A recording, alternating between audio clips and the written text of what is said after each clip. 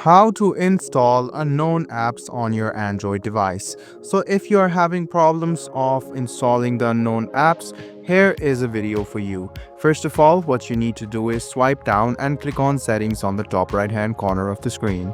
Then scroll all the way down until you find security and privacy. Go ahead and tap on security and privacy. Then scroll a bit down to tap on more settings. So you can see more security settings. Go ahead and tap on it. Then comes the install unknown apps. Go ahead and tap on this option over here. Once you do this, you can individually click on any of these apps over here through which you want to install the unknown apps. Once you do this, you can easily install the unknown apps and you will not have any kind of problems. I hope this video was helpful for you. Like the video, subscribe to the channel and do hit the bell button for more.